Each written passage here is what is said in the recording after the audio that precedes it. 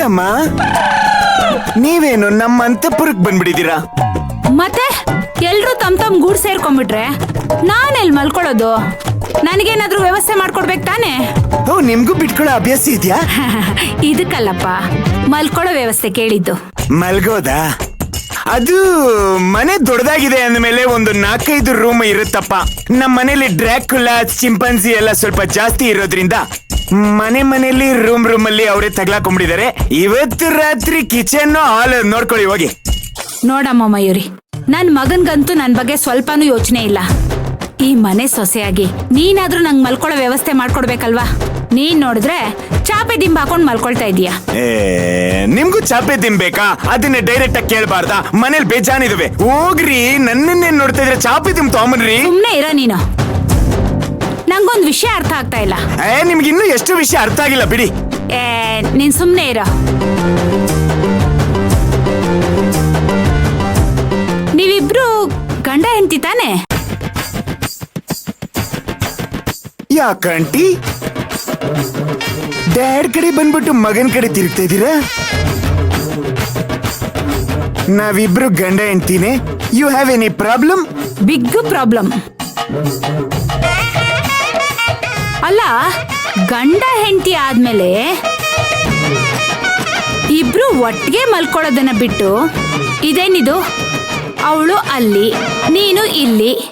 Y?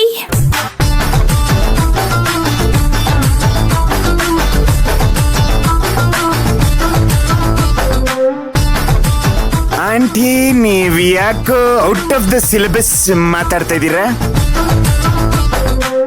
ನಾನು ಇಲ್ಲಾದ್ರೂ ಮಲ್ಕೋತೀನಿ, ಅವರು ಅಲ್ಲಾದ್ರೂ ಮಲ್ಕೋತಾರೆ. ನಿಮಗೆ ಯಾಕೆ?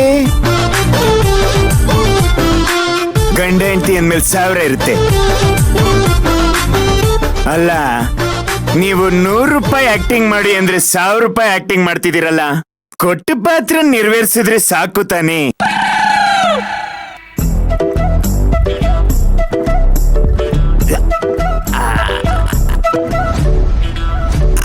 ಅಂದ್ರೆ ಏನಿದು ಅಂತ? ನೀವು ನಮ್ಮ ಅಪ್ಪನ 2ನೇ ಸಂಸಾರ ಅಂತ ಮನೆ ಒಳಗಡೆ ಬಂದಿದ್ದೀರಾ.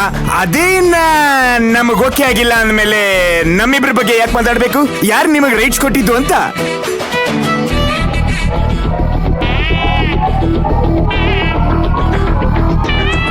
ಯಾಕೋ ಕೇಳ್ಬಾರ್ದು? ನೀನ್ ನನ್ನನ್ನ ಚಿಕ್ಕಮ್ಮ ಅಂತ ಒಪ್ಕೊಳ್ದೇ ಇರ್ಬಹುದು,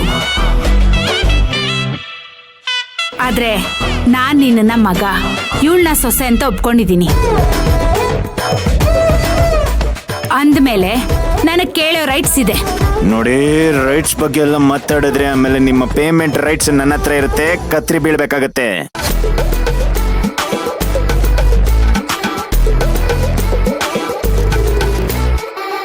ನಾನ್ ಅದಕ್ಕೆಲ್ಲ ಕೇರ್ ಮಾಡಲ್ಲ ಕಣೋ. ನನ್ನ ಪಾತ್ರ ಎಷ್ಟು ಇನ್ವಾಲ್ವ್ಮೆಂಟ್ ಕೇಳತ್ತೋ ನಾನಷ್ಟು ಮಾಡೇ ಮಾಡ್ತೀನಿ.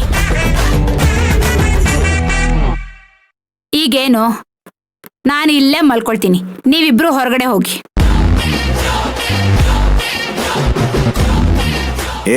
ಅದು ಚಾನ್ಸೇ ಇಲ್ಲ. ನಮ್ಮ ರೂಮನ್ನ ನಾವು ಹಾಗೆಲ್ಲ ಯಾರ್ಯಾರಿಗೂ ಬಿಟ್ಕೊಡೋದಕ್ಕೆ ಮಾತೇ ಒಪ್ಪಲ್ಲ.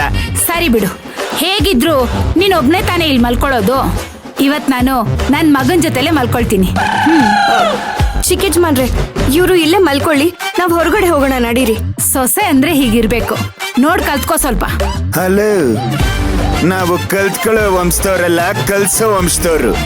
ನನ್ನ ಅರ್ಧಂಗಿನಿ ಹೇಳ್ತಿದ್ದಾಳೆ ಅಂತ ಜಾಗ ಬಿಟ್ಕೊಡ್ತಾ ಇದೀವಿ, ಇಲ್ಲಾಂದ್ರೆ ನಮ್ಮ ಅಂತಃಪುರಕ್ಕೆ ಬೇರೆಯವ್ರ ಎಂಟ್ರಿನೇ ಇಲ್ಲ. ನಡೀರಿ ಬೇಗ, ನಾನ್ ಮಲ್ಕೋಬೇಕು. ರೀ, ಕೇಳಿಸ್ಲಿಲ್ವಾ? ನಡೀರಿ, ಚಾಪೆ ಎತ್ಕೊಂಡ್ ಬನ್ನಿ. ನಮ್ಮನ್ನ ಅದ್ ಯಾವ ಬೀದಿಲ್ ಮಲಗಿಸ್ತಿರೋ. ಅಯ್ಯೋ,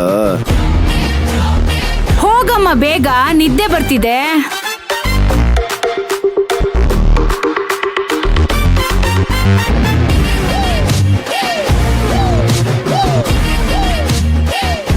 ಗುಡ್ ನೈಟ್. ಬಂಗಾರಿ, ಈ ಬಿಸಿಲುಗಾಲದಲ್ಲಿ ಇಲ್ಲಿ ಮಲ್ಗೋ ಬದಲು ನಡೀರಿ, ಟೆರೆಸ್ ಮೇಲೆ ಆರಾಮಾಗಿ ತಂಪಂಗ್ ನಿದ್ದೆ ಮಾಡೋಣ. ನಾನ್ ಎಲ್ ಮಲಗ್ಬೇಕು ಅಂತ ನನಗ್ ಚೆನ್ನಾಗ್ ಗೊತ್ತಿದೆ. ಮೊದ್ಲು ನೀವ್ ಎಲ್ ಮಲಗ್ತಿರೋ ಅದನ್ನ ನೋಡಿ. ಇನ್ನೆಲ್ಲಿ? ನಿಮ್ ಪಕ್ಕದಲ್ಲಿ.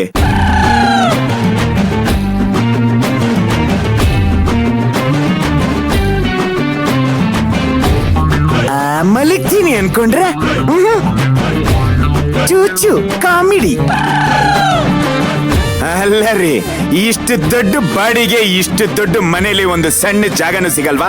ಸಿಗುತ್ತೆ, ಆದ್ರೂ ಏನು ಹೇಳದ್ನಪ್ಪ.